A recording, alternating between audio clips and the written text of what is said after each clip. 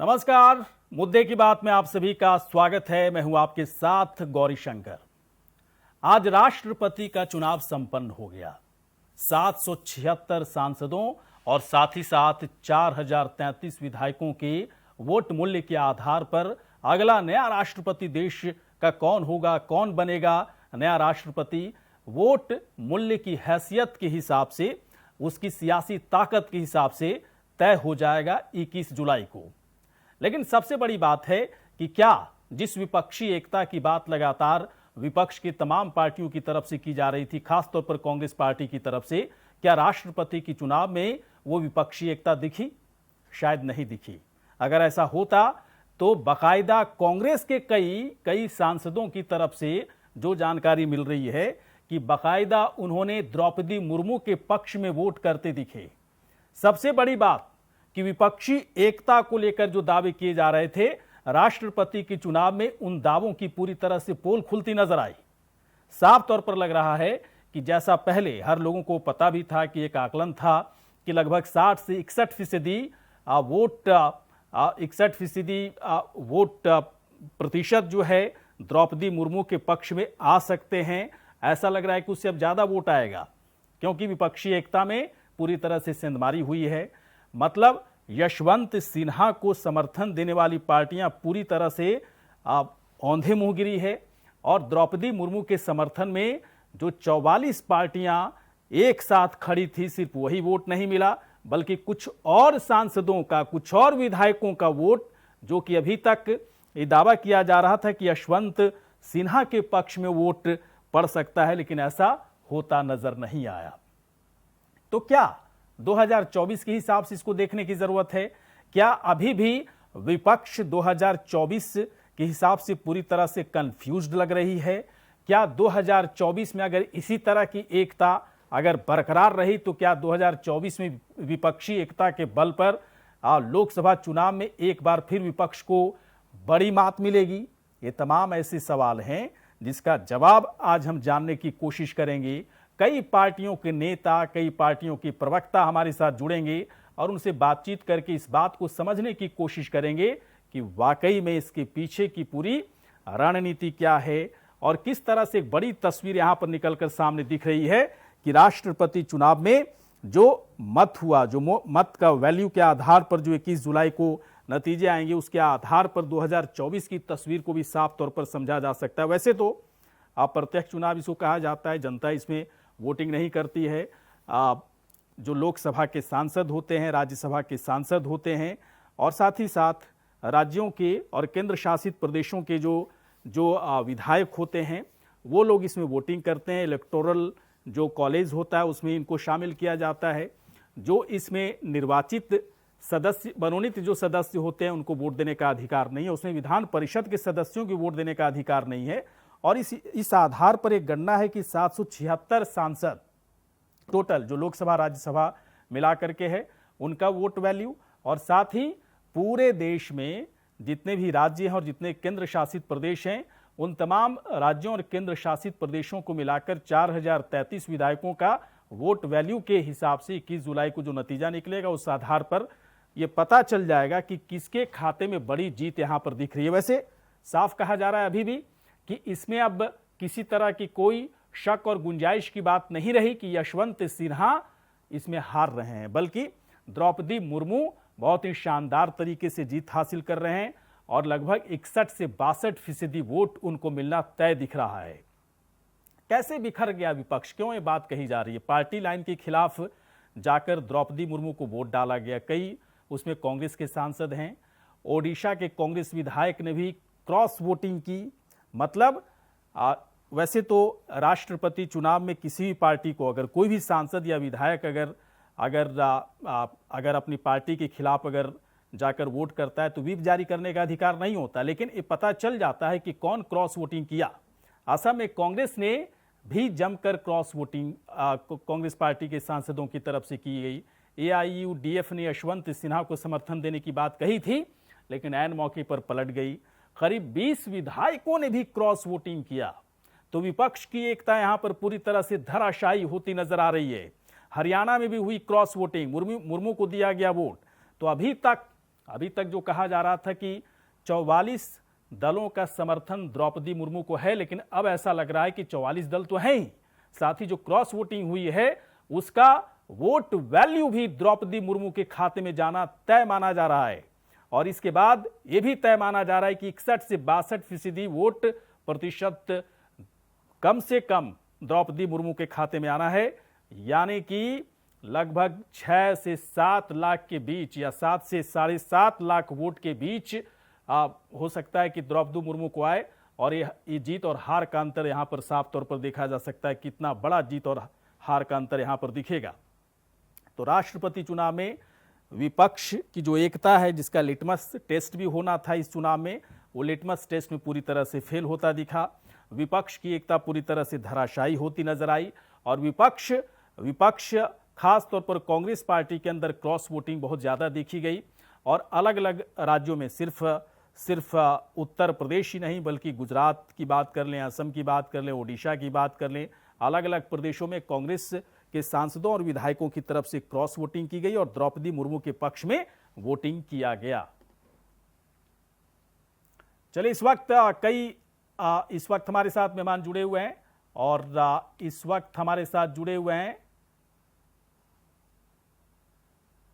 नितेंद्र यादव जी। इस वक्त हमारे साथ हैं प्रवक्ता समाजवादी पार्टी के नितेंद्र यादव जी, बहुत बहुत आपका स्वागत है। कंचन इस वक्त हमारे साथ, बीजेपी की प्रवक्ता हमारे साथ। चलिए, थोड़ी देर के बाद हमारे तमाम पार्टियों के नेता प्रवक्ता जुड़ेंगे।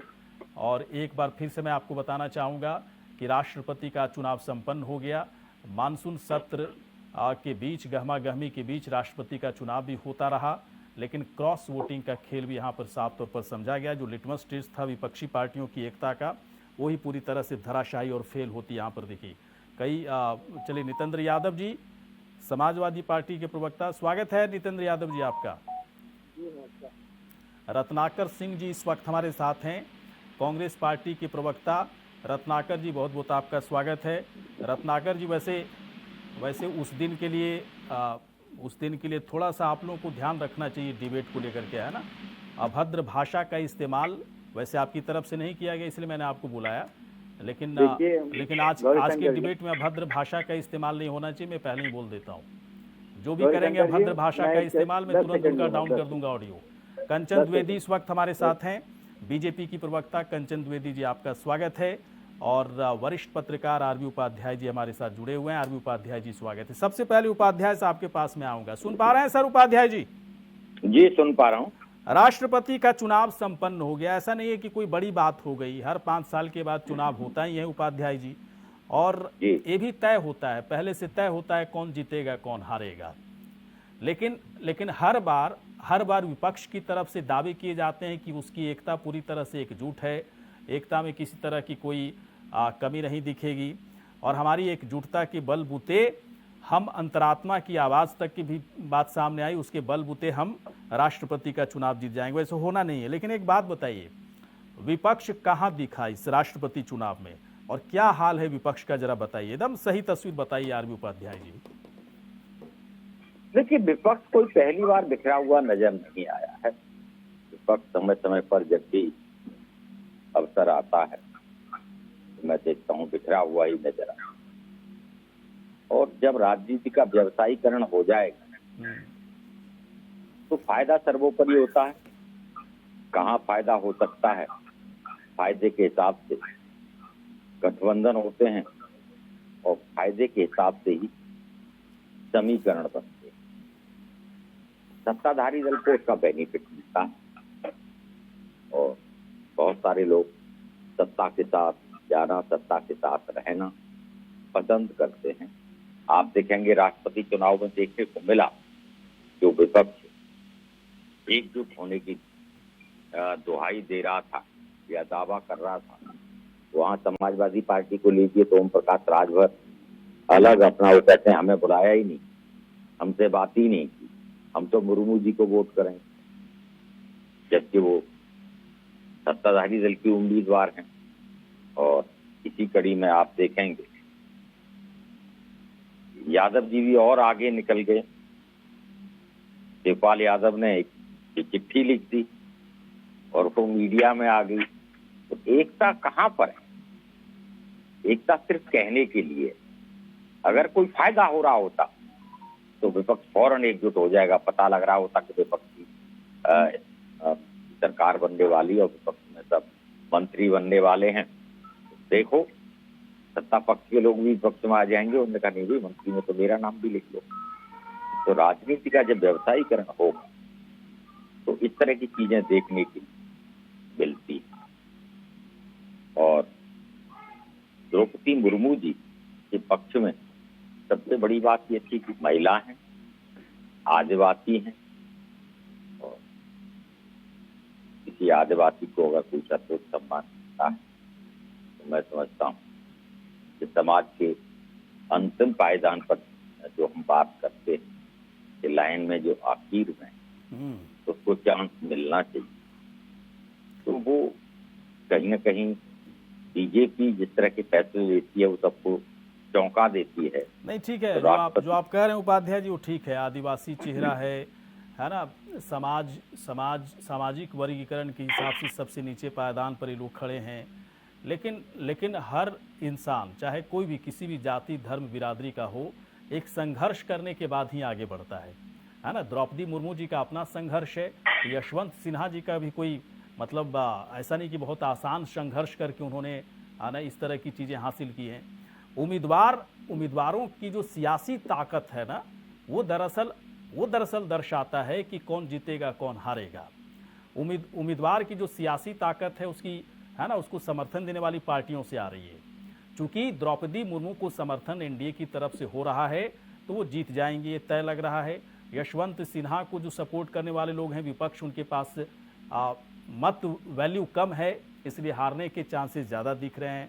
और क्रॉस वोटिंग भी खूब जमकर हुई है, तो और भी मामला गड़बड़ हो चुका है। कंचन द्विवेदी के पास में आ रहा हूँ इस वक्त। कंचन द्विवेदी, एक बात बताएं, इस बार का जो चुनाव, राष्ट्रपति का जो चुनाव है, क्या आप लोगों के लिए एक बड़ी परीक्षा है या फिर एक ताकत आजमाइश का एक बेहतर मौका है कि 2024 से पहले हम अपनी ताकत को आजमाइश, है ना, उसकी आजमाइश करके दिखाएं कि कितनी सियासी ताकत हम लोग के बीच में, या फिर वाकई में राष्ट्रपति पद के लिए जो उम्मीदवार चुना गया एनडीए की तरफ से बहुत ही सोच समझकर चुना गया, बहुत इसके सियासी मायने हैं, बहुत राजनीतिक मायने हैं और बहुत कुछ आगे कहानी कहती है। जरा बताइए। ऐसे मैं इस चीज़ को बिलीव नहीं करता है कि आदिवासी चेहरा है तो खड़ा कर दो किसी को, है ना, अल्पसंख्यक चेहरा है तो खड़ा कर दो किसी को, ऐसा नहीं होता है। इसके पीछे बहुत बड़ी रणनीति होती है। बताइए कंचन द्विवेदी जी। हाँ जी गौरीशंकर जी, बिल्कुल आप जो कह रहे हैं ऐसा बिल्कुल भी नहीं है कि कहा जाए कि अनुसूचित जनजाति से वो आती हैं इसलिए उन्हें खड़ा कर दिया गया और वो जीत गई है या फिर जीतने वाली हैं। ऐसा बिल्कुल भी नहीं है, क्योंकि ये बहुत ही विचारपूर्ण तरीके से गंभीरता के साथ में सोच करके, क्योंकि छोटा मोटा चुनाव नहीं है गौरीशंकर जी कि हमारा सर्वोच्च पद का चुनाव है, राष्ट्रपति का चुनाव है, यूं ही किसी भी व्यक्ति को बैठाला नहीं जा सकता और वो भी व्यक्ति उसके लायक होना चाहिए, उसके उपयोगिता के हिसाब से होना चाहिए। तो मैं बिल्कुल कह सकती हूँ जो आदरणीय द्रौपदी मुर्मू जी हैं उनमें वो सारे गुण पाए जाते हैं जो कि एक राष्ट्रपति में होने चाहिए। तो अगर देखा जाए डीपली में जाऊं मुर्मू जी के पूरे जीवन काल की तरफ, तो उन्होंने एक बहुत ही गंभीर जीवन को जिया है, बहुत ही विशिष्ट जीवन को जिया है। और विशिष्टता ऐसी नहीं है, वो एक बहुत ही नॉर्मल फैमिली से आती है और जो उन्होंने संघर्ष किया लोगों के बीच, लोगों के लिए, लोगों की जिम्मेदारियों को देखते हुए धीरे धीरे वो एक बहुत छोटे से पद से उठ करके फिर वो बहुत बड़े से पद में आती हैं और झारखंड की एक बार जाकर के बहुत उच्च पद पर बैठती हैं, राज्यपाल बनती हैं। इसके बाद में आज हमें उन्हें राष्ट्रपति भवन ले जाने वाले हैं। तो ये कोई साधारण बात नहीं है, ये वही कर सकता है जिसने जीवन को जिया और लोगों की समस्याओं को समझा। और एक बात मैं आपको बताऊं, मुर्मू जी बिल्कुल भी वैसी नेता या नेत्री नहीं है जैसा कि लोग कहते हैं कि नहीं दूसरों के हिसाब से चलने वाले या फिर जो ऊपर का प्रेशर है उस पर पढ़ करके लोग अपने फैसले बदल देते हैं। गौरी शंकर जी, मैंने 2 से 3 दफा उनके बारे में सुना है कि उनके पास में जब कोई चयन की प्रक्रिया आई या फिर कोई ऐसा प्रोजेक्ट पहुंचा, कोई कार्य पहुंचा, तो उनको जब समझ नहीं आया तो उन्होंने कभी भी किसी प्रेशर में काम नहीं किया और उसने अपनी सहमति से अपनी चीजों के अनुसार उनको बदला। तो वो बिल्कुल ही मैं कह सकती हूँ भारत के लिए बहुत ही अच्छी वरिष्ठ महिला है। और एक बात, जब उच्चतर पद पर महिला होगी ना, क्योंकि सबसे ज्यादा समस्या महिलाओं की है। मैं कुछ देर पहले डिबेट में थी और एक डिबेट में कि उच्चतर पदों में पहुंचकर भी महिलाएं जनता की या फिर स्त्रियों की जो बहुत गंभीर समस्याएं होती हैं उन्हें समझ नहीं पाती या फिर पूरा नहीं करवा पाती। तो मैं कहूंगी कि जो उच्चतर पदों पर महिलाएं पहुंच जाती हैं तो उनके लिए एक थोड़ा सा मैं पार्टी से अलग एक बात स्टैंड रखना चाहूंगी कि उनके पीछे अगर पुरुष को हटा करके महिला की टीम होगी तो बेहतर होगी। लेकिन आज ये सोच करके मुझे अच्छा लग रहा है कि आदरणीय मुर्मू जी अगर उच्चतर पद में होंगी तो महिलाओं के लिए भी एक बहुत अच्छी सोच होगी, महिलाओं के लिए भी एक बहुत अच्छा मौका होगा, वो कहीं से भी हिचकेगी नहीं। ठीक है, रत्नाकर जी के पास में। रत्नाकर जी, क्या लग रहा है, आप लोग भी चूंकि एक उम्मीदवार खड़ा करना था, खड़ा कर दिया, एकता आप लोगों की दिखी कहीं नहीं। अगर सब कुछ पहले से पता था कि खड़ा भी कर दोगे तो वही होना है जो है ना, जो हो कर रहेगा, तो फिर ज़रूरत क्या थी? सभी लोगों को द्रौपदी मुर्मू को समर्थन दे देना चाहिए था। इतना अच्छा तो प्रोफाइल है, आदिवासी बेल्ट से आती हैं, आदिवासी हैं, आदिवासी महिलाओं के लिए बेहतर उच्चतर काम किया है उन्होंने, अच्छे अच्छे पदों पर उन्होंने काम किया है, बीजेपी में अच्छी पकड़ है। तो फिर आप लोगों को यशवंत सिन्हा जी को खड़ा करने की क्या ज़रूरत थी, है ना? हारना भी तय है क्योंकि आप लोगों के अंदर इतनी अंदरूनी झगड़े हैं जो साफ तौर पर दिख रहे हैं। वो देखिए गौरी शंकर जी, यह थोड़ी जल्दीबाजी होगी यह कहना कि अभी द्रौपदी मुर्मू जी को हम लोग विजेता घोषित कर दें। अभी रिजल्ट आना बाकी है। वो 21 तारीख को जब रिजल्ट आएगा तो सारे लोगों को पता चल जाएगा कि किस तरह से लड़ाई हुई और कितना क्लोज कंपटीशन था। देखिए, चुनौती बड़ी थी, इसलिए भारतीय जनता पार्टी ने वो अपने सारे हथकंडे अपनाए। जैसा कि अभी मेरे उपाध्याय जी जो कह रहे थे कि राजनीति का व्यवसायीकरण जो है वह बहुत तेजी गति से हुआ है, तो यह राजनीति का व्यवसायीकरण जो है भारतीय जनता पार्टी ने बहुत तेजी गति से किया है। और बाकायदे प्रेस कॉन्फ्रेंस करके यशवंत सिन्हा जी ने यह आरोप लगाया कि उनके राष्ट्रीय चुनाव के दरमियान ऑपरेशन लोटस जैसे इनके हथकंडे जो है चलाए गए। ऑपरेशन लोटस यानी कि आप एक विधायक को खरीदने के लिए इन लोगों ने 50 लाख से 1 करोड़ तक ऑफर किया। ये उन्होंने प्रेस कॉन्फ्रेंस में कहा, ये मैं नहीं कह रहा हूं। तो ये सब लोग जानते हैं कि भारतीय जनता पार्टी सत्ता को हासिल करने के लिए या चुनाव जीतने के लिए किस प्रकार से राजनीति का व्यवसायीकरण करती है, किस प्रकार ऑपरेशन लोटस करती है और किस प्रकार नोट तंत्र को बढ़ावा देती है। यह लड़ाई बिल्कुल विचारधारा की लड़ाई थी। नोट तंत्र बनाम लोकतंत्र था। नोट तंत्र आपने देखा कि किस तरह से विधायकों को इन्होंने खरीदने की कोशिश की, और लोकतंत्र जब वो यही यशवंत सिन्हा उन्होंने कहा था कि हर जगह ऐसा क्यों होता है रत्नाकर जी? आप लोग जब हारते हैं तो सीधे आप लोग सवाल उठा देते हैं, है ना, ईवीएम पर सवाल उठा देते हैं। राष्ट्रपति के चुनाव में कह रहे हैं कि लोगों को खरीद लिया गया। ये सब आदत कब छोड़ोगे आप? नहीं गौरीशंकर जी, देखिए ये सिर्फ बयान के लिए बयानबाजी नहीं हो रहा है। तमाम सारे सबूत है जहां पे विधायकों को फोन किया गया, वो व्हाट्सएप पे भी अवेलेबल है बहुत सारी जानकारियां, और फोन करके ऑफर दिया गया। ये तमाम जानकारियों के आधार पर विधायक खुद सामने आए। मध्य प्रदेश के विधायकों को फोन किया गया, 26 विधायक जो आदिवासियों से संबंध रखते हैं उनको फोन किया गया, उनको लालच दिया गया। ये तो जग जाहिर है ना, ये सारी चीजें हैं। तो हम आरोप नहीं लगा रहे हैं, हम सच्चाई बखान कर रहे हैं। और भारतीय जनता पार्टी का चरित्र भी यही है, वो सत्ता पे काबिज होने के लिए किस प्रकार ऑपरेशन लोटस चलाती है। महाराष्ट्र में कुछ दिनों पहले अभी चलाई थी, मध्य प्रदेश में चलाई, कर्नाटका में चलाई, आप देख लीजिए गोवा में, मणिपुर में। ये बहुत सारे एक कोई उदाहरण नहीं है, तमाम उदाहरण पड़े हुए हैं जहां पे इन्होंने ऑपरेशन लोटस के तहत जो सत्ता हासिल करने की कोशिश की है। दूसरी चीज, ये हमारी बहन जो कह रही थी कि महिलाओं को मौका मिला, ये बहुत अच्छा हुआ। तो ये कोई पहली बार तो महिलाओं को मौका नहीं दिया जा रहा है ना। इससे पहले कांग्रेस ने प्रधानमंत्री भी महिला को दिया है, राष्ट्रपति भी महिला को दिया है। ये खुशी की बात है। अगर महिला के नाम पे ही आप लोग वोट बटोरना चाहते हैं तो जब मीरा कुमार जो है वो दलित समाज से आती थी और एक महिला थी, उस समय जब यूपीए ने उनको अपना कैंडिडेट खड़ा किया था, और तब आप लोगों ने क्यों विरोध किया था? तब तो भारतीय जनता पार्टी को नहीं दिख रहा था कि वो दलित महिला है या वो महिला है, उनको वोट देना चाहिए। तब तो आप विरोध करने लगे। और दूसरी चीज देखिए, सदन में महिलाओं का सम्मान की बात करता हूं। देखिए ये कितने महिलाओं के सम्मान और आदिवासियों का सम्मान करते हैं, मैं आपको एक उदाहरण दे देता हूं। देखिए ये वही भारतीय जनता पार्टी है जो अभी कुछ दिन पहले ही एक नियम कानून पारित कराई है कि जो जल जंगल जमीन जो है अब उसका हक जो है, मालिकाना हक आदिवासियों को नहीं रहेगा। उसका अगर वो कोई प्राइवेट कंपनी उधर नहीं जाते रत्नाकर, उधर नहीं। बस मुझे राष्ट्रपति चुनाव में जो आप लोगों की एकता, अखंडता, एकजुटता की जो दावे आप लोग करते रहे हैं, उसकी पूरी तरह से पोल खुलती यहाँ पर नजर आए। ये मेरा थोड़ा सा ये सवाल है, मैं आगे आऊँगा और भी कुछ सवाल पूछूंगा। मुझे 2024 के हिसाब से भी आकलन करना है। नितेंद्र यादव जी इस वक्त हमारे साथ हैं। नितेंद्र यादव जी, एक बात बताएं, मतलब आप लोग कहीं ऐसा तो नहीं इसीलिए सबका साथ छोड़ रहे हैं कि विपक्ष किसी काम का नहीं है, कई सारी पार्टियों को साथ लेके चलने की जरूरत नहीं है, अकेला चलना ही ठीक है, इसलिए खुद को मजबूत कर रहे हैं? राष्ट्रपति चुनाव में ये चीजें आपको भी समझ में आ गई होगी। नितेंद्र यादव जी बोलिए सर। ये सवाल आपका जो था, क्या मतलब है कि सबको छोड़ते जा रहे हैं, अपने मजबूत करते जा रहे हैं? राष्ट्रपति चुनाव का इसका क्या मतलब है? अरे भाई ये राष्ट्रपति का चुनाव और आप बार बार विपक्ष बिखरा बिखरा कह रहे हैं। हाँ। विपक्ष को एक पार्टी नहीं है, बहुत सारी पार्टियां। अगर सारे लोग एक मत के होते तो एक ही पार्टी के नीचे होते, एक ही सिंबल के होते। विपक्ष की अपनी पार्टियां हैं और हर पार्टी की अपनी एक विचारधारा होती है, और विचारधारा जो होती है वो उसका अपना सिद्धांत होता है, उसके अनुसार काम करती है। तो तमाम राजनीतिक पार्टियां, चाहे कम्युनिस्ट विचारधारा के लोग हों, बहुजन समाज पार्टी की अपनी विचारधारा है, शिवपाल जी की अपनी विचारधारा है, सुभाषपा की अपनी विचारधारा है, समाजवादी की अपनी विचारधारा है और कांग्रेस की अपनी विचारधारा है, और सब अपने अपने एजेंडे पर चुनाव लड़ने जाती हैं। ये विपक्ष पहली चीज तो यहाँ एक जो बेसिक मिस्टेक हुई, जो बार बार सब लोग दुहाई दे रहे हैं कि वो दलित आदिवासी क्षेत्र से आती हैं और उनको सब लोग समर्थन कर देना चाहिए।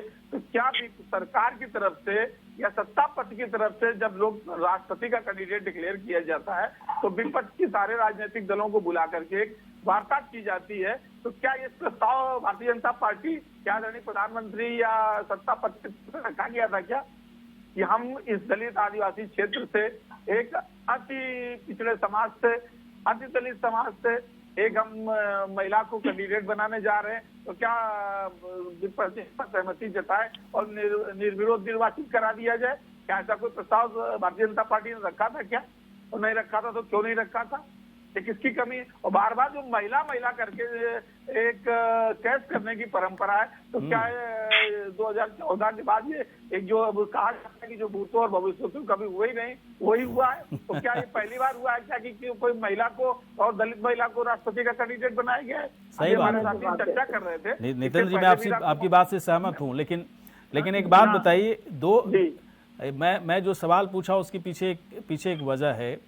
क्या वाकई में जो क्रॉस वोटिंग हुई, क्या विपक्ष को लगता है कि कोई फायदा नहीं है?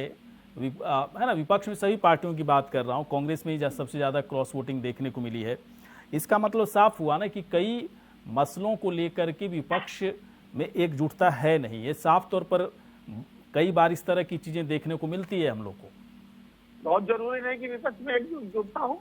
विपक्ष अगर एक विचारधारा का होता तो मैंने क्या कहा कि सारी पार्टियां समाप्त होकर के एक पार्टी के एजेंडे के नीचे खड़े हो जाते और एक सिंबल पे होते। हर व्यक्ति की स्वतंत्र विचारधारा है और अपनी विचारधारा पर लोग पार्टी बनाते हैं और उस विचारधारा पर काम करते हैं। तो विपक्ष की मिनिमम कॉमन प्रोग्राम में बन सकते हैं, कुछ मामलों में एकजुटता हो सकती, जरूर नहीं हर बात पर सहमति हो। चलिए ठीक है सर, आप सभी हमारे साथ बने रहें। एक छोटे से ब्रेक के बाद और भी इस पर बातचीत करेंगे, चर्चा जारी है, बने रहे हमारे साथ। चलिए ब्रेक के बाद स्वागत है। राष्ट्रपति चुनाव आज संपन्न हुआ, लेकिन सबसे इसमें जो बड़ी बात देखने को मिली कि विपक्ष की एकता पूरी तरह से ढेर नजर आई। खासतौर पर कांग्रेस के अंदर क्रॉस वोटिंग हुई है। इसका मतलब क्या है? क्या 2024 से पहले अगर इसी तरह की एकता और एकजुटता अगर इसमें खंडित होती रही विपक्ष के अंदर, तो फिर पूरा का पूरा विपक्ष खुद को कैसे संभाल पाएगा 2024 यानी कि लोकसभा का जो चुनाव होना है, आम चुनाव होना है, उसके लिए। कई मेहमान इस वक्त हमारे साथ हैं। एक बार फिर से उपाध्याय जी के पास चलेंगे। उपाध्याय जी, एक बात बताइए, क्या राष्ट्रपति के चुनाव में जो ट्रेंड है वोटिंग का, इस वोटिंग ट्रेंड को देख करके 2024 का आकलन कर सकते हैं क्या? देखिए, अभी बहुत जल्दबाजी होगी 2024 के ट्रेंड को सेट करने। समय समय पर राजनीति में बहुत सारी चीजें बदलती हैं, तो 2024 अभी बहुत दूर है, तब तक बहुत सारे समीकरण बनेंगे और बहुत सारे समीकरण बिगड़ेंगे। और राजनीति बाई चांस का खेल है, कभी कोई ऐसी घटना घट जाती है कि रात रात में इलेक्शन बदल जाता है। आज हम राष्ट्रपति के इलेक्शन से आंकलन कर लेंगे कि 2024 में ऐसा ही होगा, मैं इससे सहमत हूँ। और जहां तक विचारधारा का प्रश्न है, बात विचारधारा की, तो राजनीति में विचारधारा सेकेंडरी हो जाती है। सबसे पहले सत्ता और कुर्सी, कुर्सी ही विचारधारा है और कुर्सी ही ऑब्जेक्ट है। हर राजनीतिक दल और हर राजनीतिक का नेता किसी भी तरीके से सत्ता चाहता है, कुर्सी चाहता है। और इसीलिए आप देखेंगे क्रॉस वोटिंग होती है, एमएलए बिकते हैं, पैसा लेते हैं। और यही से नहीं, गौरी शंकर, टिकट बंटवारे से देख लीजिए, पैसे लेकर टिकट बांटे जाते हैं, जाति के या धर्म के आधार पर टिकट दिए जाते हैं। और राष्ट्रपति इलेक्शन एक सर्वोच्च पद है संविधान का, उसके लिए भी दुहाई जाति और धर्म की दी जाती है, संप्रदाय की दी जाती है। जबकि राष्ट्रपति किसी धर्म और जाति का न हो, पूरे राष्ट्र का होता है, हम सब का होता है। कोई भी राष्ट्रपति बने, कोई जीते कोई हारे, लेकिन राष्ट्रपति चुनाव में भी आपने प्रचार में देखा होगा, जाति धर्म और इसी के आधार पर वोट मांगे गए। और इसी के आधार पर अभी पैनलिस्ट कह रहे थे कि भी सभी एमएलए को फोन किया गया। तो देखिए, जब वोट मांगना है तो फोन तो करना होगा। अब अगर यशवंत सिन्हा जी की टीम अगर फोन नहीं कर पाई, तो इसमें किसी दूसरे को दोष नहीं दे सकते थे। फोन उनको भी करना चाहिए था, ज्यादा से ज्यादा लोगों को मिलना चाहिए था, और ज्यादा से ज्यादा लोगों को अपने विचार। और जो आपने कहा कि भी उम्मीदवार नहीं खड़ा करना चाहिए था, ये लोकतंत्र है गौरी शंकर जी। अगर विपक्ष मजबूत नहीं होगा, कोई कैंडिडेट ही खड़ा नहीं करेगा, तो लोकतंत्र का मतलब क्या रहेगा? फिर तो कोई मतलब नहीं रह जाए, तो लोकतंत्र खत्म हो जाएगा, तानाशाही हो जाएगा। तो विपक्ष को भी उम्मीदवार खड़ा करना चाहिए। जीत हार सिक्के के दो पहलू, दो व्यक्ति लड़ेंगे तो ये नहीं कि दोनों जीत जाएं, एक जीतेगा एक हारेगा। लेकिन हार की डर की वजह से मैं इलेक्शन ही फाइट न करूं, मैं इलेक्शन में ही जाऊं, तो वो लोकतंत्र घातक। और हाँ, विपक्ष, क्योंकि विपक्ष कभी एकजुट नहीं था, कोई आज की बात नहीं है। किसी भी मुद्दे को ले लीजिए, किसी भी मुद्दे के ऊपर एकजुट नहीं था। उसमें समय समय पर मैंने कहा ना, फिर जब फायदा होता है तब जरूर एकता दिखती। इलेक्शन में मुझे पता है कि मैं अकेले के दम पर एक सीट नहीं ला सकता, तो मैं किसी बड़ी पार्टी से गठबंधन कर लूंगा और 2-4 सीटें तो मिल ही जाए। चलिए ठीक है उपाध्याय जी। मजबूरी। हाँ ठीक है, मैं अब आऊँगा थोड़ी देर के बाद। कंचन, चूंकि राष्ट्रपति चुनाव को लेकर बहुत बड़ा डिबेट तो हो नहीं सकता, लेकिन यह है कि कई सारी चीज़ें समझने की ज़रूरत है कि 2024 से पहले अगर विपक्ष इस तरह से पूरी तरह से बिखरा हुआ नज़र आएगा, तो 2024 की तस्वीर तो साफ तौर पर नज़र आती है। कंचन, एक सवाल मैं पूछना चाहता हूँ, क्या आप लोग ओवर कॉन्फिडेंस में पूरी तरह से अब आ गए कि 2024 से पहले ये जो ट्रेलर दिखाया गया है ना, सियासी ताकत का जो ट्रेलर दिखाया गया, 2 साल इसे आप लोगों को और मेंटेन करके रखना है, जिसमें क्या लगता है कि आप लोग पूरी तरह सफल रहेंगे या विपक्ष इस ट्रेलर को देखकर खुद को और मजबूत करेगा?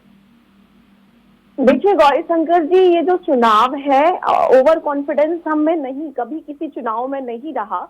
बाकी इसमें हमने बहुत मेहनत की है। आप नोटिस करिएगा, जिस समय हमारा प्रत्याशी एनडीए के हिसाब से चुना गया, उस टाइम हमारे पास केवल वोट के हिसाब से, आंकड़ों के हिसाब से देखूं तो 49% ही वोट हमारे पास थे और हमें मेहनत करनी थी। और आज जो प्रक्रिया है, आज जो वोटिंग की स्थिति है, वो जाकर के 62% आई है। तो ये बहुत मेहनत के बाद आई है। ऐसा नहीं है कि कोई भी एक पैनलिस्ट बैठ करके या किसी पार्टी का प्रवक्ता बैठ करके कह दे कि उन्होंने फोन किया और विधायक देख गए और वो क्योंकि बीजेपी ने ऐसा हथकंडा। अरे भाई, आपके आपके अगर विधायक बिक गए हैं तो फिर मैं कहूंगी कि अगर वो पैसे लेकर के आ रहे हैं तो आपके विधायक में कमी है ना, वो बिक क्यों गए? पहली बात तो ऐसी प्रक्रिया, संविधान का बहुत उच्चतम चुनाव हो रहा है, संवैधानिक प्रक्रिया है, इसको यूं ऐसे डिबेट में बैठ करके इसका अपमान और बेइज्जती नहीं करनी चाहिए। लेकिन यशवंत सिन्हा ने प्रेस कॉन्फ्रेंस करके कहा, ये मेरे वक्त पे नहीं है। सुनिए ना,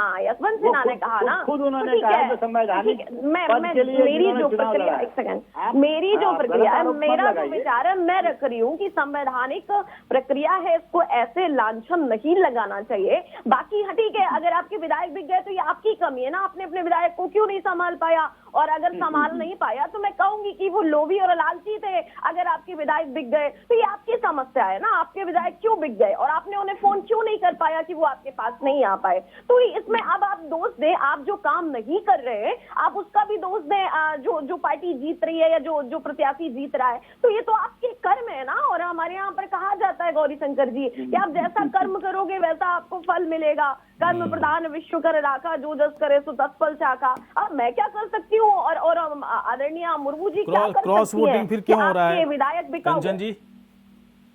अगर कर्म अच्छा है, सब कुछ अच्छा है, तो लोग क्रॉस वोटिंग क्यों करने लगे आजकल? ये क्रॉस वोटिंग जो होती है ना, वो उसकी यही तो बात है ना कि संभाले नहीं संभल रहा है, विपक्ष बिखर चुका है। क्रॉस वोटिंग कहाँ नहीं हुई? क्रॉस अपनी वोटिंग मर्जी से कर रहे हैं। रत्नाकर जी के पास में आ, रत्नाकर जी, ये क्रॉस वोटिंग करने वाले जो लोग हैं कांग्रेस पार्टी में सबसे ज्यादा हैं, अपनी मर्जी से ही कर रहे होंगे ना? देखिए गौरीशंकर जी, आपने भी शुरुआती में ये कहा कि राष्ट्रपति का चुनाव जो होता है उस पर कोई पार्टी व्हिप नहीं जारी करती है और लोग अपने खुद स्वतः संज्ञान से और पार्टी का स्टैंड देके चुनाव करते हैं। लेकिन जहां जहां भी क्रॉस वोटिंग, बहुत सारी पार्टियों में, लगभग हर पार्टियों में क्रॉस वोटिंग हुई है। कांग्रेस में कहाँ पे हुई है जरूर निश्चित तौर पे उस पर गौर किया जाएगा। लेकिन बात जहाँ तक मेरी बहन कह रही थी, अरे कांग्रेस के एक एमएलए ने सीधा प्रेस कॉन्फ्रेंस पे बोल दिया, मोहम्मद इनको चुप कराइए। मैं कंचन जी बोलने दीजिए, बोलने दीजिए। आज बहुत हल्ला हंगामा करने की जरूरत नहीं है, बहुत सिंपल सब्जेक्ट आज। रत्नाकर जी को बोलने दीजिए। मोहम्मद एक मिनट कंचन जी, एक मिनट कंचन जी, एक मिनट कंचन जी, एक मिनट बोलने दीजिए। रत्नाकर जी को बोलने दीजिए। रत्नाकर जी बोलिए। कांग्रेस के लोग तो ये बात बोल रहे हैं, आप कह रहे हैं देखा जाएगा, मतलब क्या देखा जाएगा? यहाँ पे अरे सुन तो लीजिए। एक बात जो आपने कहा है, जरा आप, मैं भी तो बोल लूं उस पे। देखिए गौरीशंकर जी, मेरी बहन कितनी शराफत से कह रही है कि आपके अगर विधायक बिक रहे हैं तो हमने खरीद लिए। नहीं, मैंने कहा पहले तो आप लांछन मत लगाइए। तात्पर्य यही है, आपका तात्पर्य यही है। 50 लाख से 1 करोड़, आप कहाँ से बात उठा रहे हैं, ये बात आपकी उठाने की नहीं है। डिबेट पूरी सुनिएगा तो समझ में आ जाएगी। मैंने ये बात पहले स्पष्ट कर दी। चुप रहिए, अभी आप चुप रहिए, मेरी बात सुनिए। कैसे चुप रह जाऊँ? ऐसे कैसे चुप रह जाऊँ? आप कुछ भी बोले मेरी बात। बिल्कुल, आपने कहा कि आपके विधायक बिक रहे हैं तो खरीदने वाला कौन है? मैंने आपकी खरीदने वाला कौन है ये बता दीजिए मुझे। खरीदने वाला कौन है जरा मुझे बता दीजिए। मध्य प्रदेश में किसने खरीदा? मध्य प्रदेश में किसने खरीदा? महाराष्ट्र में किसने खरीदा? कर्नाटक में किसने खरीदा? क्या वहाँ पे समाजवादी पार्टी के लोग गए थे क्या खरीदने के लिए?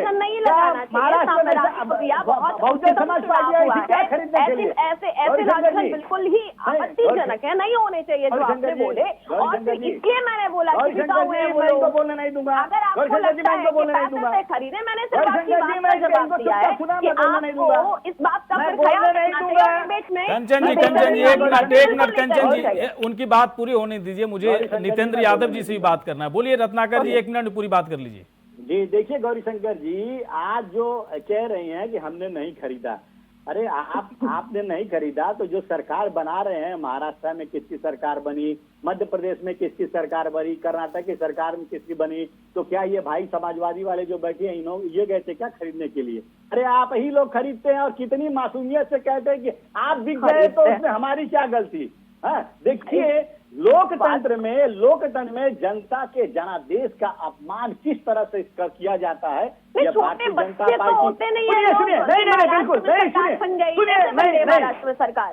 मैं आपको बोलने नहीं दूंगा, मैं आपको कंचन जी आपको बोलने नहीं दूंगा, मैं आपको किसी भी बात पे अब समय खत्म हो गया भाई साहब, मैं आऊंगा, मैं नितिन यादव जी के पास आऊंगा। एक मिनट, अब अगले राउंड में भाई साहब, अगले राउंड वाली बातें मुझे में। नहीं अब आप चाहिए। लोग समय बर्बाद करो, थोड़ा ही मैं यहाँ पे इंतजार नहीं करूंगा ना। नितेंद्र यादव जी के पास आ रहे हैं, नहीं देंगी तो मैं आ रहे हैं सर, आ रहे हैं, आते हैं रत्नाकर जी, आते हैं रत्नाकर जी। आप पर्याप्त जितना कहना था कह दिया, मैं समझ गया आपकी बात, क्या कहना चाह रहे हैं आप। मैं नितेंद्र यादव जी के पास आ रहा हूं। नितेंद्र यादव जी, एक बात बताएं, समाजवादी पार्टी से रिलेटेड कोई सवाल नहीं है, सवाल है कि समाजवादी पार्टी का जो गठबंधन है, आपने अभी सवाल उठाया ना कि हमारा गठबंधन से क्या लेना देना है, लेकिन गठबंधन में जो तकरार है, साफ तौर पर मैं कह रहा हूं, महान दल छोड़ करके चले गए, ओम प्रकाश राजभर कुछ ना कुछ कह ही रहे हैं, शिवपाल यादव का भी पूरी तरह से मामला यू टर्न हो ही चुका है, धीरे धीरे आपसे लोग अलग होते ही जा रहे हैं।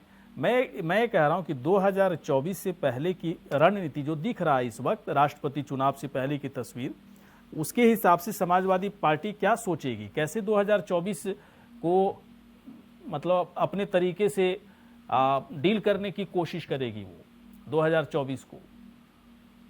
निश्चित रूप से देखिए, अभी उपाध्याय जी भी कह रहे थे कि इस लोग राष्ट्रपति के चुनाव को आप 2024 से कतई मत देखिए। बहुत सारे लोगों ने आदरणीय मुर्मू जी को सिर्फ इसलिए समर्थन किया है कि उन्हें 2024 का लोकसभा चुनाव जीतना है। उनके क्षेत्र की, उनकी प्रदेश की कुछ परिस्थितियां भी ऐसी हैं। देखिए, आप कहें ना कहें, लेकिन ये देश आज भी क्षेत्र, भाषा, जाति, मत, पंथ, संप्रदायों में बटा हुआ है और चुनाव के समय तमाम राजनीतिक दल इस पर दांव लगाते हैं। जैसा कि आप भी, भारतीय जनता पार्टी भी कह रही कि हमने वो अनुसूचित जाति और अनुसूचित जनजाति क्षेत्र से आने वाली, दलित, गरीब, बहुत पिछड़े गांव से आने वाली महिला को राष्ट्रपति पद का उम्मीदवार बनाया। क्यों बनाया है? कि वहां कोई राम मंदिर बनाने जा रहे हैं, राष्ट्रपति भवन में माला फेरनी है। हर राजनीतिक दल अपनी बिसात बिछाता है। तो बहुत सारे राजनीतिक दलों ने भी, चाहे वो ईसा से हो, झारखंड से हो, छत्तीसगढ़ से हो, तो लोगों ने समर्थन भी किया है। तमाम सारे लोगों को चुनाव में जाना, उनके क्षेत्र में उस जाति के, उस समुदाय के वोट हैं, तो इस चक्कर में भी लोग कर गए। यही सेम प्रक्रिया बार बार, अब मैं उस बात को नहीं कहना चाह रहा था, यही सेम प्रक्रिया भारतीय जनता पार्टी सत्ता पक्ष की तरफ से भी क्रॉस वोटिंग हुई है। लेकिन जो सत्ता के खिलाफ क्रॉस वोटिंग करता है वो खुल करके नहीं बोल पाता है। हमने आकर के कि हमने सत्ता के खिलाफ, बहुत सारे लोगों ने यशवंत सिन्हा जी को वोट दिया है, जो भारतीय जनता पार्टी और राजनीतिक दलों में बाहर आकर के अपने चूंकि चेहरे को और राजनीतिक लाभ लेने के लिए उन लोगों ने कह दिया कि अपने मुर्मू जी को वोट दिया है। लेकिन लोकतंत्र की रक्षा के लिए, संविधान की रक्षा के लिए आज भारतीय जनता पार्टी के अंदर भी बहुत सारे लोग जो सफोकेशन महसूस कर रहे हैं, जिनको वहां की आबो हवा में इस समय लोकतंत्र की हत्या दिखाई पड़ रही, उन लोगों ने भी अंदर रहते हुए भी यशवंत सिन्हा जी के लिए वोट किया है।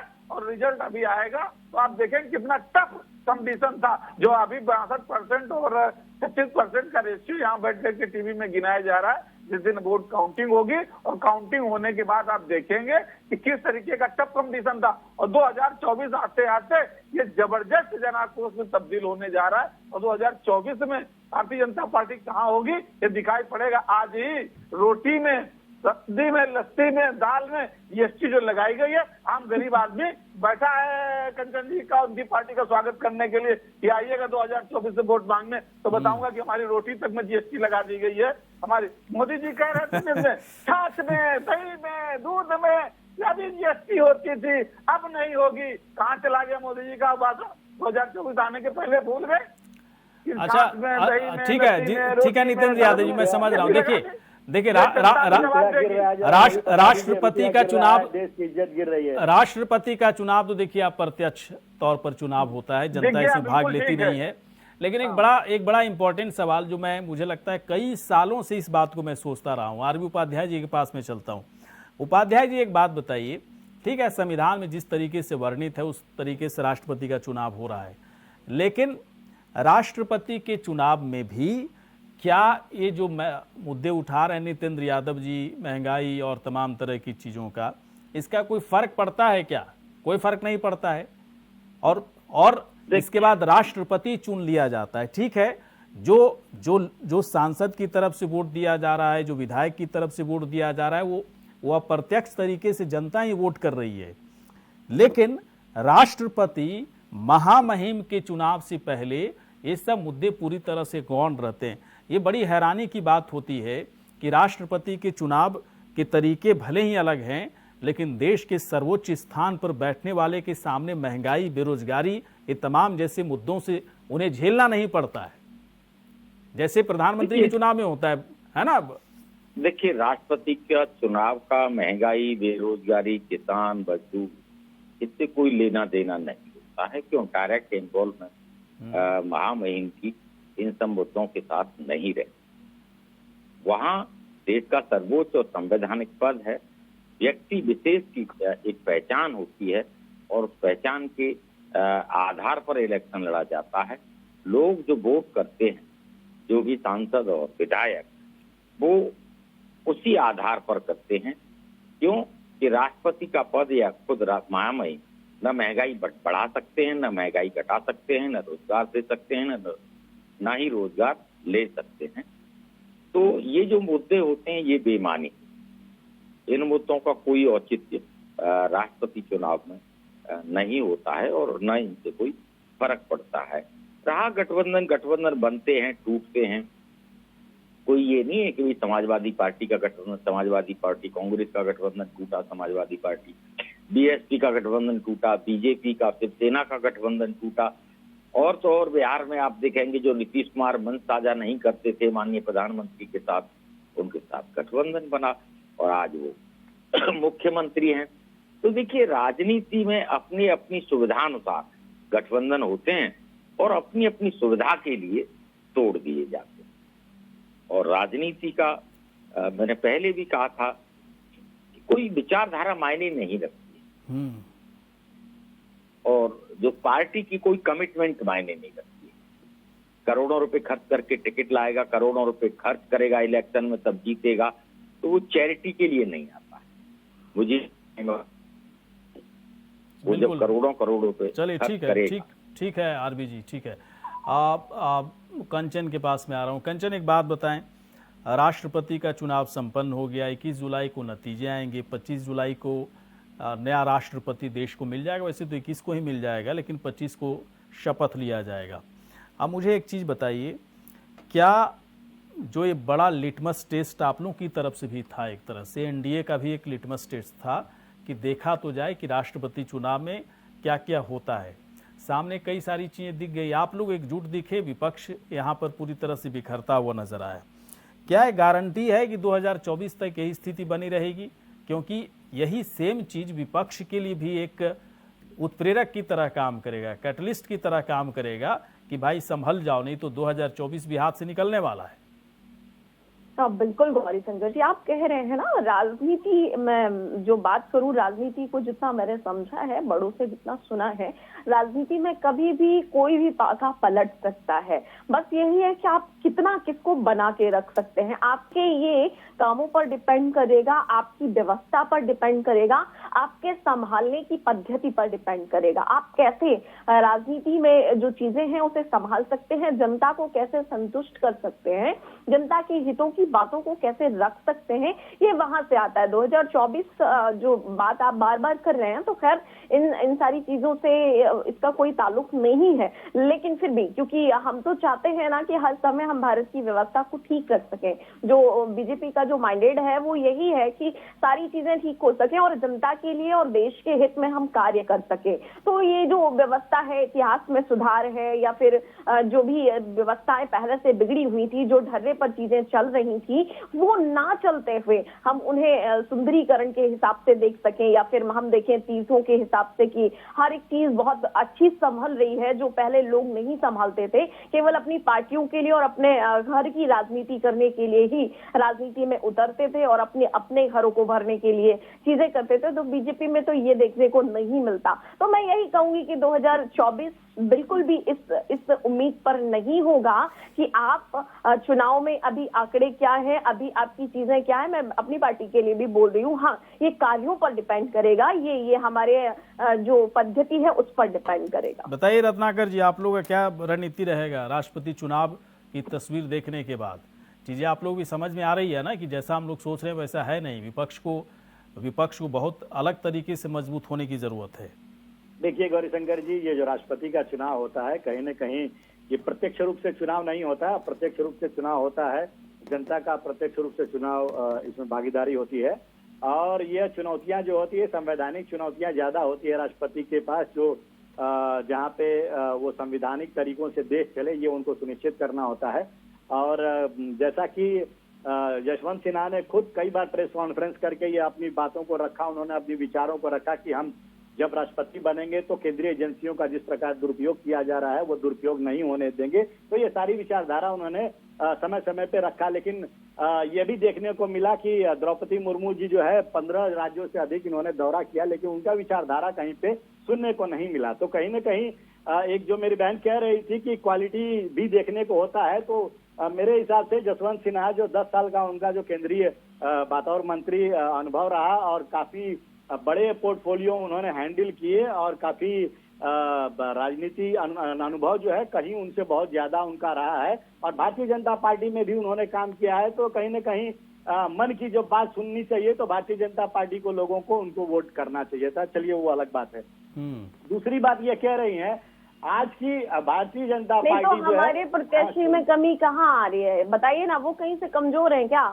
वो भी नीचे से एकदम नीचे से आई हूँ, पार्षद से जाकर के राज्यपाल हुई है। से आना कोई बड़ी चीज नहीं है, एक सीढ़ी से उठ करके राज्यपाल हुई है, तो वो कमजोर कहाँ है? कौन सी विचारधारा उन्होंने भी वो उन्होंने प्रेस कॉन्फ्रेंस किया है। मैं ये बिल्कुल नहीं कहूंगी कि करके अपनी विचारधारा को बोला क्या, नहीं, अपनी बातों को बताया, अपनी बातों को बताया क्या उन्होंने की दमदार तरीके से देखिए चुनाव। गौरीशंकर जी, मैं इनके हर बात में बोल सकता हूँ, मैं इनके हर बात में बीच बीच में देखिए ये अभिमान वाले पॉइंट समय खत्म हो रहा है ना, वो हर बात में बोल नहीं पाएंगे। की डिबेट में जब मैं नहीं मैं बोल रही हूँ, ठीक है? आप जब मैं अपनी बात शुरू कर रहा हूँ बीच में, आप कहीं और डिबेट में जाकर के करिएगा, मुझसे बेवकूफियत वाली बातें मत करिए, मुझे बिल्कुल आप बेवकूफियत वाली बात चीजें आप हो रही बीच में मत बोलिए, मर्यादा रखिए, आप मर्यादा रखिए, नहीं होता, आप डिबेट की मर्यादा रखिए। एक व्यक्ति अगर बोल रहा है तो दूसरे व्यक्ति को बीच में मत कूदिए, बीच में मत कूदिए, बीच में कूदने का काम नहीं है, बीच में कूदिए मत। आप बात अपनी बातों को कह नहीं पा रही है, कह नहीं पा रही है तो बीच बीच में कूदने का काम कर रही है। और शंकर जी ये कोई डिबेट का तरीका नहीं होता, ये कोई डिबेट का तरीका नहीं होता। मैं इनके हर बात में बता सकता हूँ, झूठ पे झूठ बोली जा रही है। भारतीय जनता पार्टी को बड़ी अच्छे तरीके से हैंडल कर रहा है। अरे भैया अब सर मुझे क्या पता कंचन द्विवेदी झूठ बोल रही है, आप झूठ बोल रहे हो। मुझे तो जो दिख रहा है वही मैं बोल रहा हूँ ना कि विपक्ष को क्या हो गया, विपक्ष क्यों दावे करता है कि हम लोग एकजुट हैं और दावे की उसकी पूरी तरह से धज्जियां उड़ जाती हैं, ये सवाल है ना। गौरीशंकर जी मुझे टाइम दीजिए, मैं जवाब देता हूं। टाइम नहीं है ना सर, अब खत्म हो रहा है, घंटा होने जा रहा है ना। अगर बोल देंगी तो मैं अपनी बातों को पूरा कैसे कर पाऊंगा? 10 सेकंड तो मैंने सुन लिया। एक मिनट कंचन जी बोलने दीजिए, 10 सेकंड कंचन जी, 1 मिनट 10 सेकंड। रत्नाकर जी 10 सेकंड में बात पूरी करो रत्नाकर जी, नहीं तो खत्म करूंगा प्रोग्राम को। ऐसी बातें मत किया करिए कि काउंटर करना पड़ेगा। आप बीच में बोलने नहीं देंगे क्योंकि आपके पास बोलने के लिए कुछ है नहीं, क्योंकि आपने ऐसा बोला था। अगर मेरे पास होता नहीं तो मैं काउंटर नहीं करती, आप इतना नहीं जानते हैं। जिसके पास होता है वो काउंटर करता है, तो मेरे पास मैं खत्म करूँ अपनी बात, मैं अपनी बात खत्म करूँ गौरीशंकर जी, मैं अपनी बात 10 सेकंड सर, 10 सेकंड।